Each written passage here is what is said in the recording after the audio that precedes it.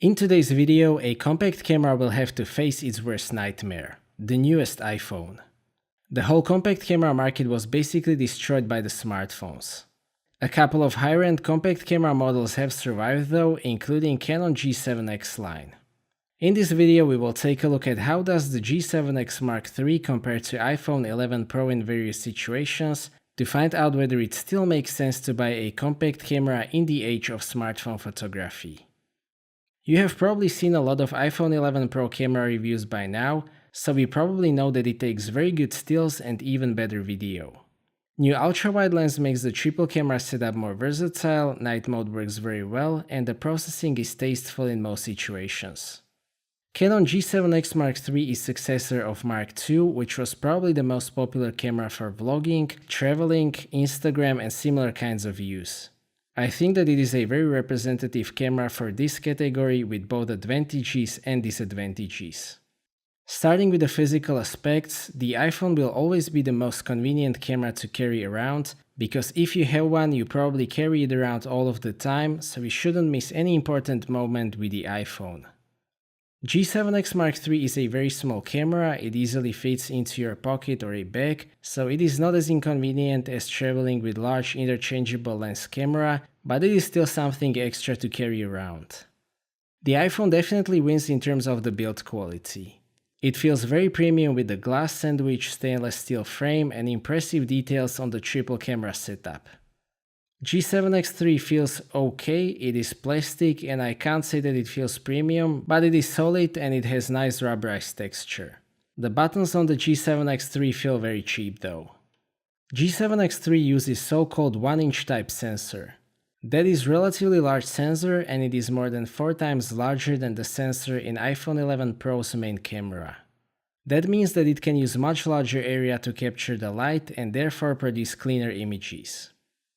Regarding the details and resolution, G7X Mark III has 20.9 megapixel sensor and the iPhone 11 has 12 megapixels on all 3 cameras. When we compare the main lens on iPhone 11 Pro and the G7X III, if we zoom in a lot, the G7X III still captures more detail. Just like in my previous comparison of iPhone 11 Pro and full-frame camera, the question is whether you will be able to see the difference on common viewing devices and publishing platforms.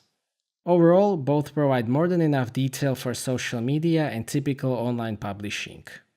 If you view the pictures on a large screen from a close distance or you are looking at medium to large sized prints, you may be able to see the extra detail on G7X III, but those will probably be quite rare occasions. Nevertheless, G7X III still wins in terms of the details in stills. The telephoto camera and lens on 11 Pro is not quite as good as the main wide lens, so the difference is a bit more visible there. Here the shots look better on the G7X III overall in my opinion, the look is more classy, so if you zoom in, the G7X III will have larger advantage. When it comes to video though, the things are very different. G7X III is the first Canon camera that shoots full sensor 4K video, but it probably uses heavy pixel binning and maybe even upscales the 4K. The bitrate is quite poor as well. You need to use a lot of sharpening to compensate for the lack of detail, but you will get a lot of artifacts. iPhone clearly beats G7X III in terms of the details in video. The video just looks much better overall. I also use Filmic Pro, which means that I can get 100 megabits per second bitrate, which is much higher than on the G7X III. I actually had to use one of these cameras to film both of my mirrorless cameras for a comparison video, and the iPhone 11 Pro did a much better job at that, so I used the clips shot on 11 Pro. iPhone can also shoot HDR video in 4K, which looks great, and it captures a lot of dynamic range. G7X III can shoot 1080p HDR video, but it is basically a joke. Just don't use that.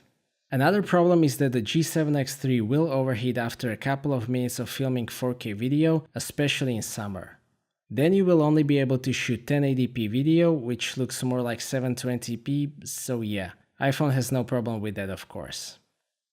The ultra-wide lens has the weakest image quality out of the lenses on the 11 Pro, but it easily makes up for that by being able to provide dramatic field of view. G7X III starts at 24mm full-frame equivalent, whereas the ultra-wide lens on 11 Pro is 13mm full-frame equivalent. This is a huge advantage of the iPhone. I really like to use ultra-wide lenses on iPhone. It gives me a lot of creative options, and the image quality is still sufficient for intended use. An advantage of compact cameras is that they can usually zoom further. G7X3 goes to 110mm full-frame equivalent, whereas so-called telephoto lens on the 11 Pro is only 52mm equivalent. You can also choose any focal length between 24 and 110mm on the compact camera. What you prefer is a matter of preference. Personally, I like that ultra-wide lens a lot, so I might prefer the iPhone triple camera setup at the moment. Both Canon and iPhone use highly saturated colors and warm tones. This may not be ideal for professional use where more neutral colors would be better suited, but general audience usually like these colors. I can't really say which one is better, the colors are a bit different in side-by-side shots, but that is mostly a matter of preference. Dynamic range, or the range between the darkest and the lightest part of the frame where the camera can capture detail, is also a strength of both. iPhone uses Smart HDR to recover the shadows and it works great. It is tastefully done most of the time, so you won't get that cheap HDR look. Of course, if you shoot RAW, you can extract more dynamic range in editing. G7X3 uses Sony sensors, so it captures very impressive amount of dynamic range up to ISO 1000, and you can extract a lot of information from the RAWs, so this is a strength of G7X3. iPhone is actually surprisingly good at this as well. If you shoot RAW using third-party app, you can edit the pictures the same way. iPhone captures a lot of information in both shadows and highlights.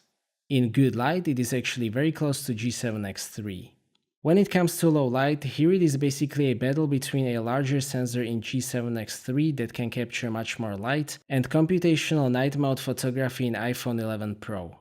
And yes, the sensor size wins again. The night mode on 11 Pro is still very impressive. It is more than good enough for social media publishing or viewing the pictures on the smartphone. G7X3 usually only needs one RAW to beat the iPhone. It also has f1.4 aperture and very good optical image stabilization, so it can make pretty long handheld exposures. It definitely retains more detail, there is noise, but it is not that terrible, and it just looks better.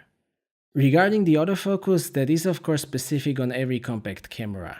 G7X Mark III is pretty representative because it has autofocus that is not very good. It is definitely one of the weaknesses of most compact cameras. G7X3 only uses contrast autofocus, which is rather slow. Canon has recently added Mode 1 where it is faster, but it is still nowhere near the best face detection autofocus systems. On the other hand, iPhone 11 Pro has great autofocus. It uses dual pixel system, it is very fast, very accurate, and there is basically no hunting. It definitely destroys G7X3 as you can see. Even the autofocus on telephoto lens is really good. The ultra-wide lens has fixed focus because everything is in focus on that one all the time, so that is okay.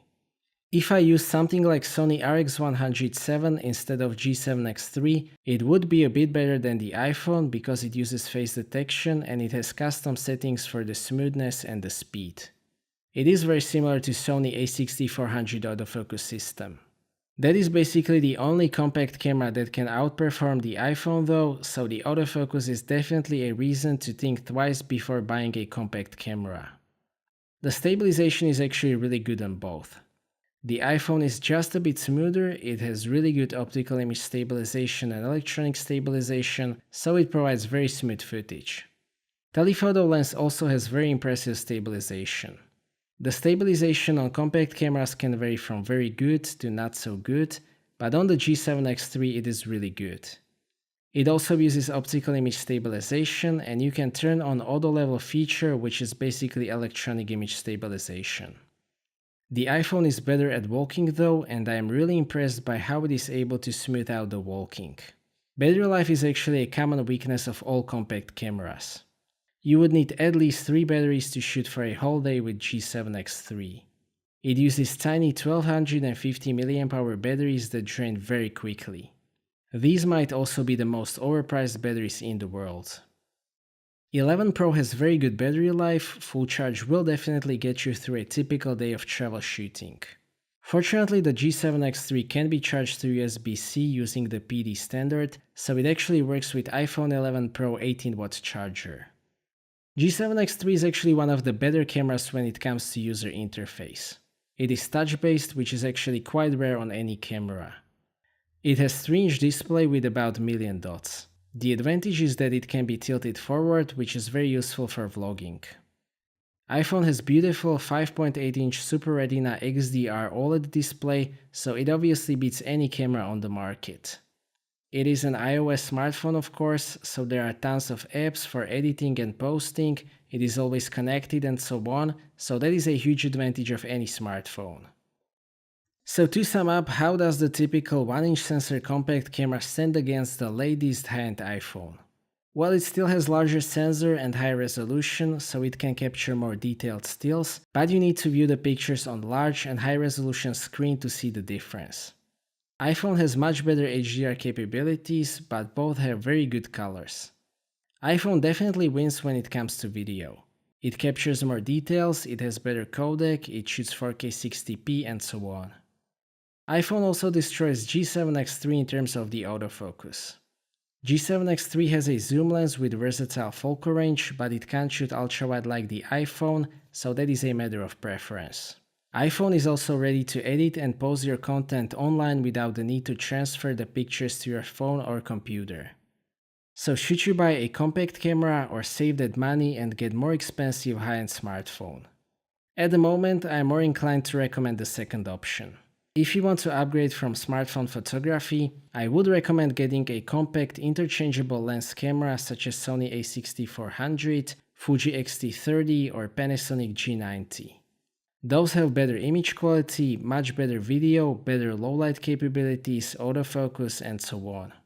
iPhone is in my opinion a good substitute for a compact camera. You will probably gain more options than lose with the smartphone, so I have to give this win to iPhone 11 Pro.